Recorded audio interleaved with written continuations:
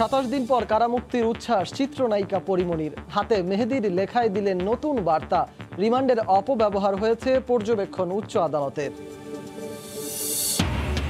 চন্দ্রিমা উদ্যানে জিয়াউর রহমানের লাশের প্রমাণ দিতে আওয়ামী লীগ বিএনপি পাল্টাপাল্টি চ্যালেঞ্জ। দলটির 43তম প্রতিষ্ঠা বার্ষিকীতে সমাধিতে শ্রদ্ধা। আবারও পেছালো ভারতের সঙ্গে বিমান চলাচল, প্রস্তুত নয় এয়ারলাইন্সগুলো, জানালেন পররাষ্ট্র সচিব। যুক্তরাষ্ট্র থেকে আসলো 10 লাখ ডোজ ফাইজারের টিকা। রাজধানী ও আশেপাশের এলাকার ডেঙ্গু রোগীর চাপে হাসপাতালে হিমশিম অবস্থা। 24 ঘন্টায় 3 জনের মৃত্যু। প্রায় 3 মাস পর করোনা শনাক্ত নামল 10%।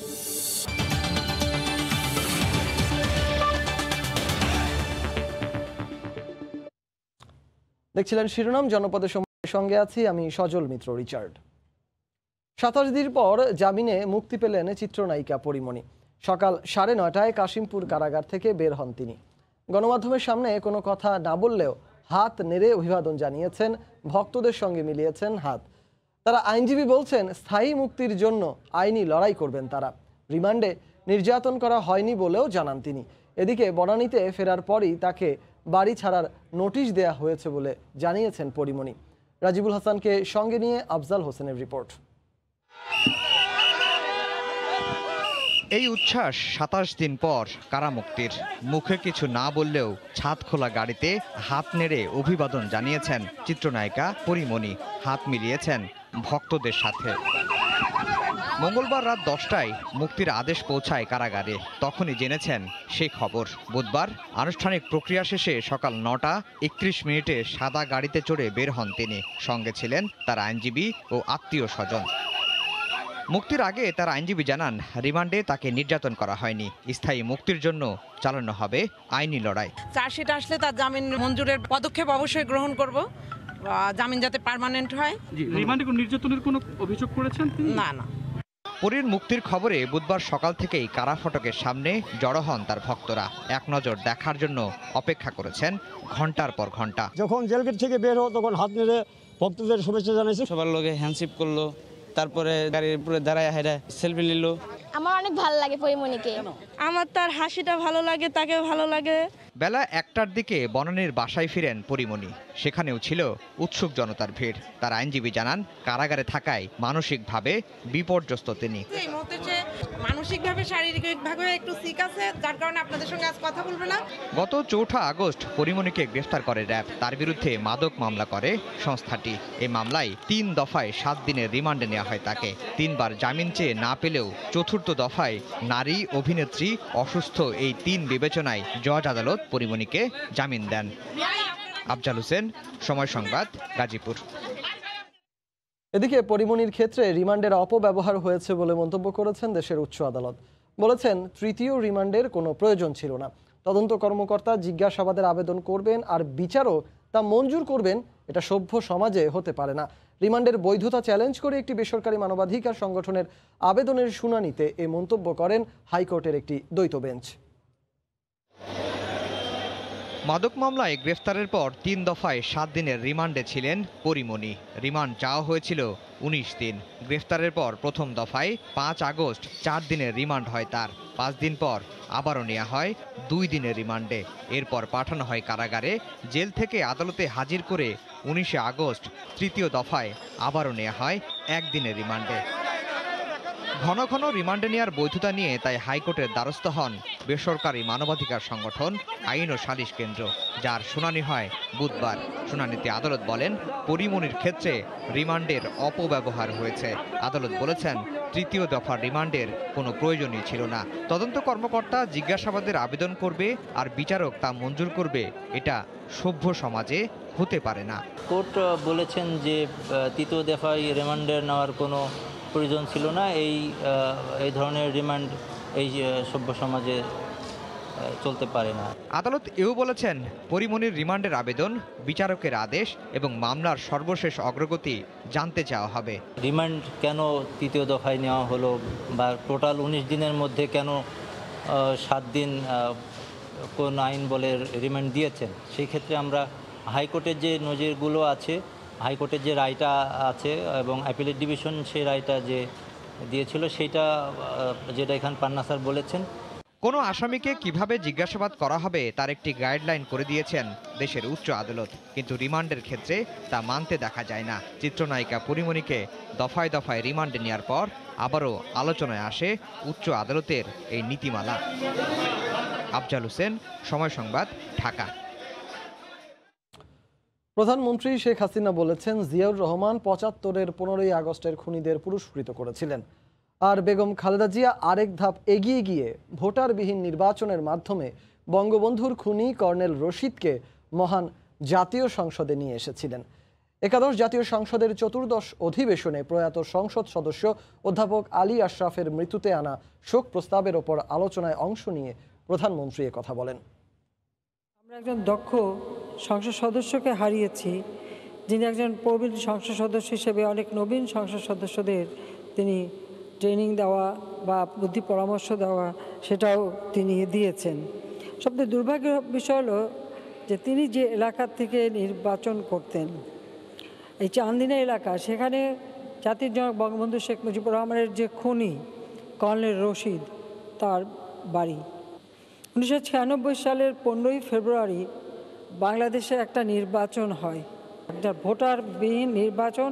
সারা বাংলাদেশে সেনাবাহিনী নামিয়ে দিয়ে প্রশাসন গোয়েন্দা সংস্থাকে ব্যবহার করে সেই নির্বাচনটা করা হয়। সেই নির্বাচনে ওই চান্দিনা থেকে কর্নেল রশিদকে সংসদ সদস্য করে পার্লামেন্টে নিয়ে আসে এবং বিরোধী দলের নেতার আসনে খালেদা জিয়া বসিয়েছিল। ১৫ই আগস্টের খুনিদেরকে যেমন জিয়াউর রহমান ইন্ডেমনিটি দিয়ে পুরস্কৃত করেছিল, বিভিন্ন দূতাবাসের চাকরি দিয়ে, এবং খালেদা জিয়া বোধহয় তার থেকে আরও এক ধাপ উপরে যে জনগণের পার্লামেন্ট, সেইখানে একজন খুনিকে এনে বসায়। চন্দ্রিমা উদ্যানে জিয়াউর রহমানের লাশ পাওয়া গেলে তার ছবি, পোস্টমর্টেম রিপোর্ট বিএনপি মহাসচিব মির্জা ফখরুল ইসলাম আলমগীরকে দেখানোর চ্যালেঞ্জ করেছেন মুক্তিযুদ্ধ বিষয়ক মন্ত্রী আ.ক.ম মোজাম্মেল হক। আর আওয়ামী লীগ সাধারণ সম্পাদক ওবায়দুল কাদের বলেছেন, নিজের উচ্চভিলাষী কর্মকাণ্ডের জন্যই জিয়াউর রহমান জনগণের কাছে ভিলেন হিসেবে পরিচিতি পেয়েছেন। একই দিন আলাদা এক অনুষ্ঠানে সুস্থ ধারার রাজনীতিতে ফিরে আসতে বিএনপির প্রতি আহ্বান জানান তথ্য ও সম্প্রচার মন্ত্রী। চন্দ্রিমা উদ্যানে জিয়াউর রহমানের লাশ থাকা না থাকা নিয়ে কয়েকদিন ধরেই সরগরম দেশের রাজনৈতিক অঙ্গন। আওয়ামী লীগের পক্ষ থেকে বারবার বলা হচ্ছে, চন্দ্রিমার সমাধিতে মরদেহ থাকার প্রমাণ দিতে হবে বিএনপিকে। বুধবার নিজ মন্ত্রণালয়ে অপারেশন জ্যাকপট নামে একটি বইয়ের মোড়ক উন্মোচন অনুষ্ঠানে যোগ দিয়ে আবারও এ প্রমাণ দাবি করেন মুক্তিযুদ্ধ বিষয়ক মন্ত্রী। বিএনপির সেক্রেটারি জেনারেল সাহেব বলেছেন যে সেই লাশ পাওয়া গিয়েছে, তো ছবি দেখান, কারণ রাষ্ট্রপতি তো ছিলেন। বিএনপির প্রতিষ্ঠা বার্ষিকীতে মির্জা ফখরুল ইসলাম আলমগীর মুক্তিযুদ্ধ বিষয়ক মন্ত্রীর মুক্তিযুদ্ধে অংশগ্রহণের প্রমাণ চাইলে এ বিষয়েও কথা বলেন মন্ত্রী। উত্তর দেওয়ার প্রয়োজন মনে করি না, কারণ জাতি জানে।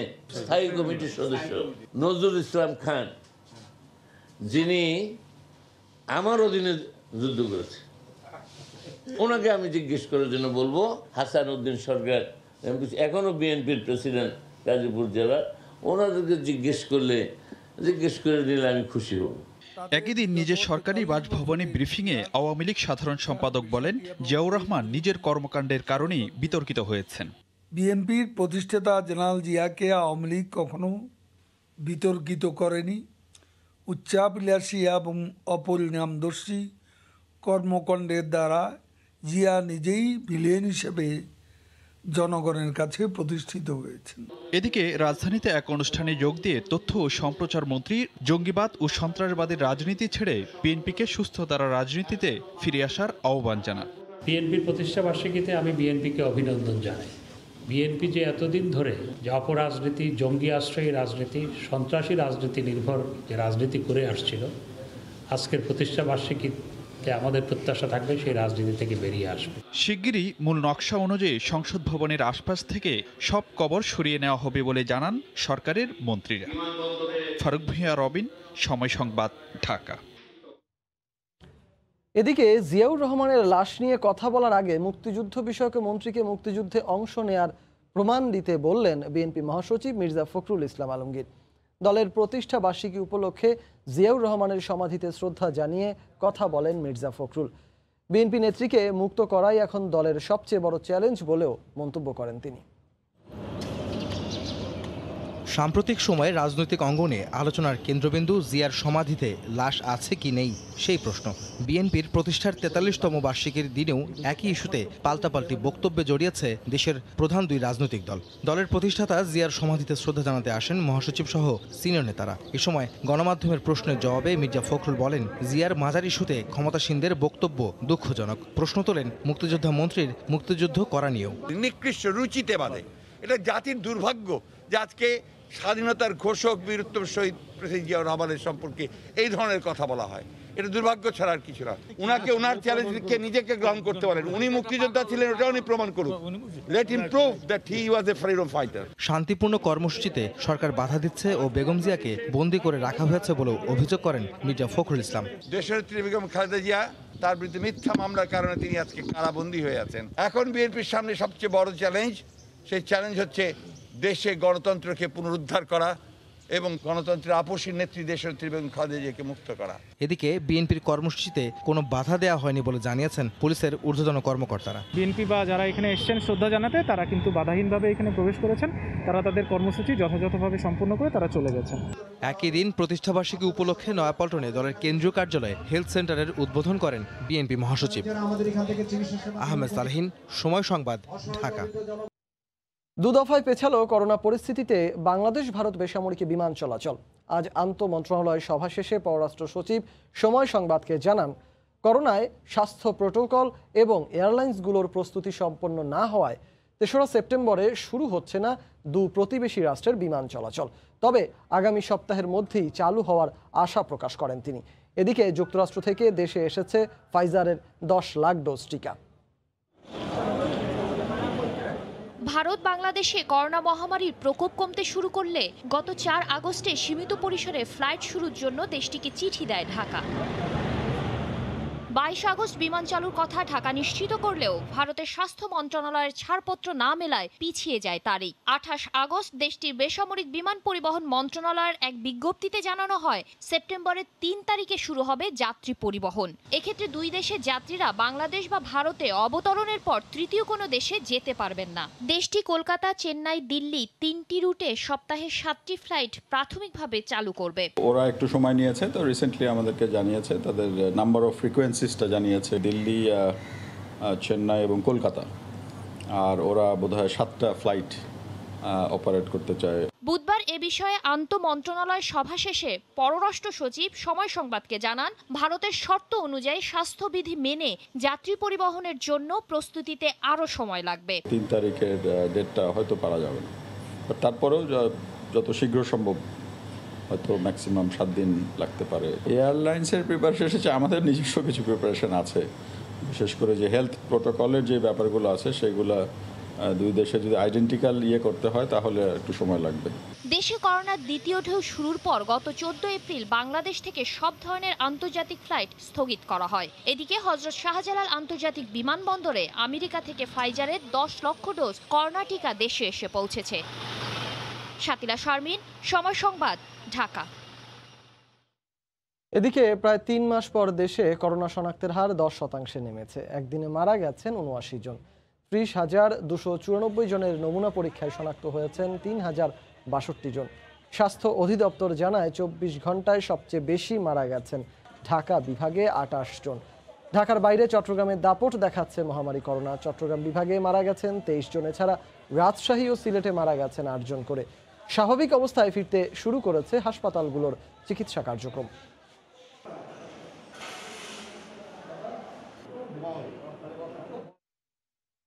রাজধানী ও আশেপাশের এলাকার ডেঙ্গু রোগীর চাপে হাসপাতালে হিমশিম অবস্থা। বেড়েই চলেছে রোগীর সংখ্যা। সবশেষ ২৪ ঘন্টায় হাসপাতালে ভর্তি হয়েছেন প্রায় ৩০০ জন, মারা গেছেন ৩ জন। এ নিয়ে চলতি বছর ডেঙ্গুতে ৪৫ জনের মৃত্যু হলো। হাসপাতাল কর্তৃপক্ষ বলছে, রোগীদের বেশিরভাগই রাজধানীর যাত্রাবাড়ি, জুরাইনের বাসিন্দা। রাজধানীর মিটফোর্ড হাসপাতালের ডেঙ্গু ইউনিট, হাসপাতালের ওয়ার্ড থেকে মেঝে সবখানেই ডেঙ্গু আক্রান্ত রোগী, যেন তিল ধারণের ঠাঁই নেই। আক্রান্তদের বেশিরভাগই এসেছেন রাজধানীর যাত্রাবাড়ি, জুরাইন ও মুগদা এলাকা থেকে। ঢাকার মধ্যে ডেঙ্গু আক্রান্ত রোগীদের চিকিৎসায় 4টি হাসপাতালে সেবা দেওয়ার কথা থাকলেও শুধুই একটি হাসপাতালে পুরোদমে সেবা দিচ্ছে। এ কারণে চাপটা অন্য হাসপাতালের থেকে কয়েক গুণ বেশি। ঢাকা মেডিকেল নিয়ে গেছিলাম, বলছি তাদের কাছে চিকিৎসা হয় না, পরে আসছি। প্রথম দিন বাড়তি ছিল আর কি, একটু কমছে। আজকে 5 দিন ধরে জ্বরে ভুগতেছি।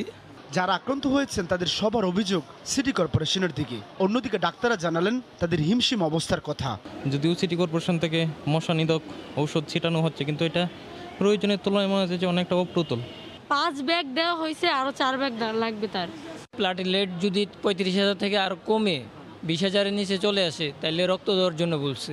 সাধারণত জ্বর নিয়ে ভর্তি হচ্ছে, দেখা যাচ্ছে যে বমি, জ্বর। কোভিডের ইয়েটা তো কমে আসছে আল্লাহর রহমতে, কিন্তু ডেঙ্গুটা এখনো কমের দিকে যায়নি। এদিকে বিশেষজ্ঞরা বলছেন আগামী 15 দিন বাড়তে পারে এডিস মশা। সিটি কর্পোরেশনের যে মশক নিধন কার্যক্রম, জনগণ এর মশা নিধন কার্যক্রম, এই সবগুলো প্রক্রিয়াই সমন্বিতভাবে একসাথে চলমান থাকতে হবে। যদি আমরা এটিকে চলমান না রাখি তাহলে ডেঙ্গু আরও বেড়েও যেতে পারে। গত 24 ঘন্টায় শুধু মিটফোর্ড হাসপাতালে 184 জন ডেঙ্গু আক্রান্ত হয়ে ভর্তি হয়েছেন। সারা দেশে ডেঙ্গু আক্রান্ত 10,000 ছাড়িয়েছে। সাদাত রহমতুল্লাহ, সময় সংবাদ, ঢাকা। হলমার্ক কেলেঙ্কারিতে পরোয়ানাভুক্ত আসামিকে রাজধানীর উত্তরা থেকে গ্রেফতার করেছে র্যাব। তাকে জিম্মি করে 1 কোটি টাকা চাঁদা দাবির অভিযোগে ভুয়া 2 সাংবাদিককেও আটক করা হয়। অভিযানে 95 লাখ টাকার চেক, নগদ 5 লাখ টাকা, ক্যামেরা সহ বিভিন্ন সরঞ্জাম জব্দ করে র্যাব। প্রায় 9 বছর আগে রাষ্ট্রীয় মালিকানার সোনালী ব্যাংক থেকে অভিনব কৌশলে ঋণের নামে 3,000 কোটি টাকা হাতিয়ে নেয় হলমার্ক গ্রুপের কয়েকটি প্রতিষ্ঠান। এখনও সেই টাকা উদ্ধারে তেমন কোনো অগ্রগতি নেই। মূল হোতা তানভীর সহ কয়েকজন আছেন কারাগারে, তবে পলাতকও আছেন কেউ কেউ। পরোয়ানাভুক্ত এমন পলাতক আসামি আব্দুল মালেক। আর এই তথ্য পুঁজি করে সাংবাদিক নামধারী একটি চক্র অজ্ঞাত স্থানে নিয়ে মালেকের কাছে 1 কোটি টাকা চাঁদা দাবি করে। চাঁদা না দিলে আসামির অবস্থান গণমাধ্যমে প্রকাশ করার হুমকি দেয় তারা। পরে মালেকের এক আত্মীয়ের অভিযোগের ভিত্তিতে মঙ্গলবার উত্তরার এক হোটেলে অভিযান চালায় র্যাব 1।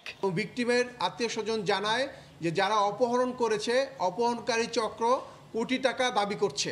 এই তথ্যের প্রেক্ষিতে র্যাব 1-এর গোয়েন্দা দল তাদের গোয়েন্দা কার্যক্রম শুরু করে এবং র্যাব 1-এর একটি আভিযানিক দল গতকালকে বিকেল থেকে রাত পর্যন্ত রাজধানীর উত্তরা এলাকায় অভিযান পরিচালনা করে এই ঘটনার সাথে সংশ্লিষ্ট জনাব মোহাম্মদ ইকবাল হোসেন ও তার সহযোগী মোহাম্মদ আমিরুল ইসলামকে গ্রেফতার করে।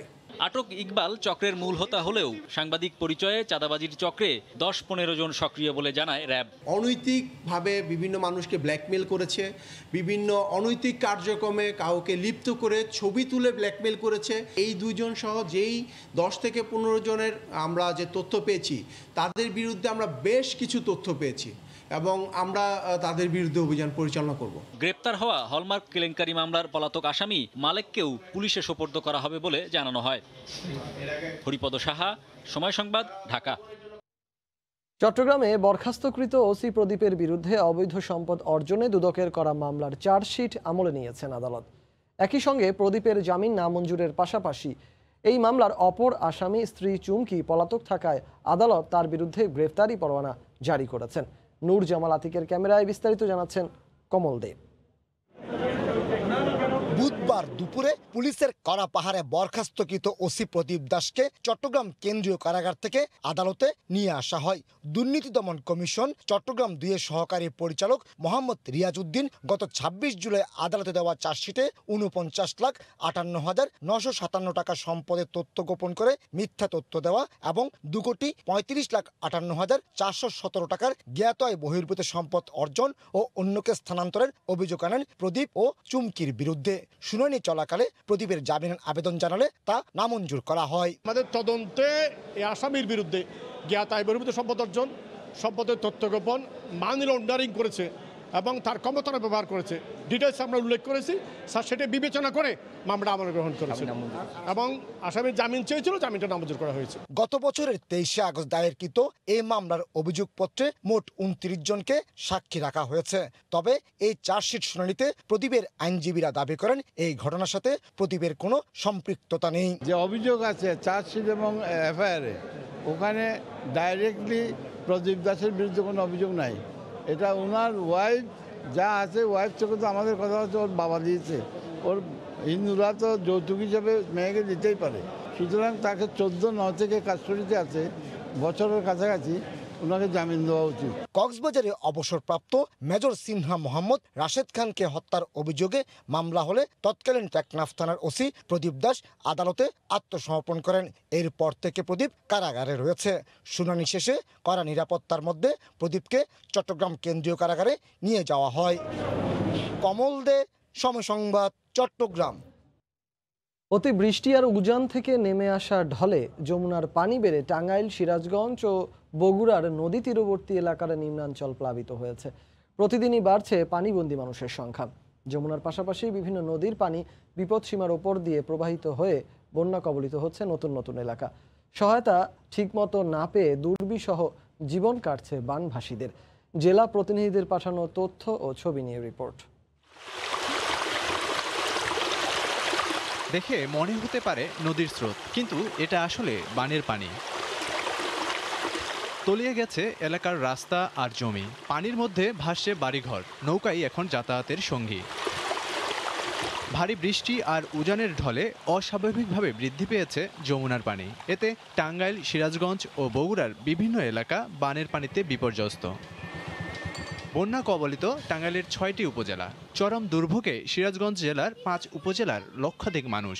একই দুর্দশায় বগুড়ার সারিয়াকান্দি উপজেলার কাজলা কামলাপুর, চালুয়াবাড়ি, কুর্নিবাড়ি ইউনিয়নের বাসিন্দারা। পানি উঠে সব মরে মেলা করছে, সবজি টবজি তো মানে একদম সবগুলা ডুবে হয়ে গেছে, গাছটা সব মরে গেছে। আশ্রয়ের স্থানটুকু হারিয়ে কোনো রকমে বাঁধের উপর মাচা তৈরি করে মানবেতর জীবন কাটছে বানভাসীদের। আশায় বুক বেঁধে আছে কবে পানি কমবে, কবে ঠাঁই হবে তাদের স্বপ্নের ঘরটিতে। অপেক্ষায় না থেকে বগুড়ার সারিয়াকান্দির বাসিন্দারা কমর বেঁধে নেমে পড়েছেন বাঁধ নির্মাণে। সিলভার পানি নিয়ে এরকম খাবার নাই, মাছা টাছা করে আসছিলাম, এখন মাছা বাইসা উঠছে, এখন কি করবো।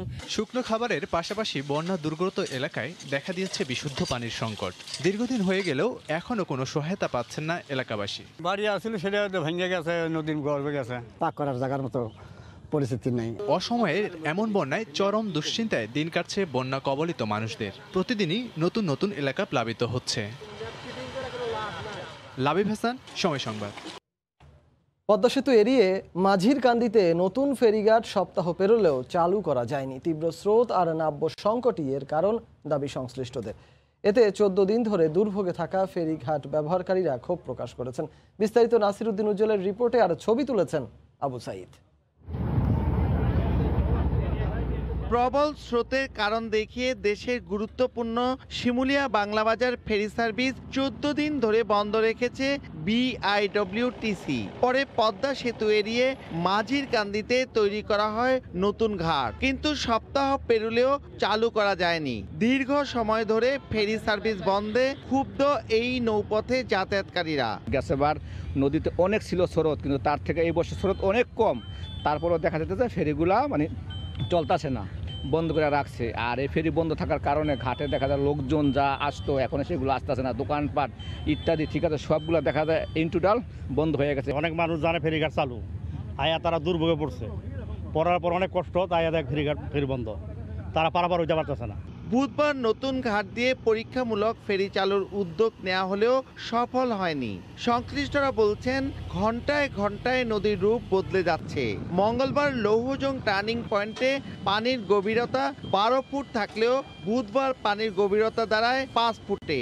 একদিকে স্রোত, আরেকদিকে নাব্যের অভাবে আটকে আছে ফেরি সার্ভিস। প্রায় 1000 ফিটের মতো একটা জায়গায় 5 ফিট পানি চলে আসছে। মূলত এই পানি চটটা সামনের যে আপনারা ব্রিজের উপরে যে চটটা দেখতেছেন হাজারে, এই চটটা ভেঙে ওই সিলটেটটা হয়ে যাচ্ছে, এবং এই সিলটেট হওয়ার কারণে এইটা মানে রাতারাতি সিচুয়েশনটা চেঞ্জ হয়ে যাচ্ছে চটটা। এখন আমরা যদি এই চটটা যদি আরও সিলটেট হয়ে যায় তাহলে দেখা যাবে যে আরও 3-4 দিনও এটা আমরা ফেরি সার্ভিস চালু করতে পারবো না। গত 26 আগস্ট থেকে বাংলা বাজারের বিকল্প হিসেবে প্রায় 8 কিলোমিটার ভাটি মাঝির কান্দিতে নতুন ঘাট ব্যবহার উপযোগী হয়ে আছে। নাসির উদ্দিন উজ্জ্বল, সময় সংবাদ, মুন্সিগঞ্জ। জানিয়ে দিচ্ছি জনপদের সময় শিরোনামগুলো। 27 দিন পর কারামুক্তির উচ্ছ্বাস চিত্রনায়িকা পরিমণির। হাতে মেহেদির লেখায় দিলেন নতুন বার্তা। রিমান্ডের অপব্যবহার হয়েছে পর্যবেক্ষণ উচ্চ আদালতে। চন্দ্রিমা উদ্যানে জিয়াউর রহমানের লাশের প্রমাণ দিতে আওয়ামী লীগ বিএনপির পাল্টাপাল্টি চ্যালেঞ্জ, দলটির 43তম প্রতিষ্ঠা বার্ষিকীতে সমাধিতে শ্রদ্ধা। এই ছিল জনপদের সময়ে, সঙ্গে থাকুন সময়ের।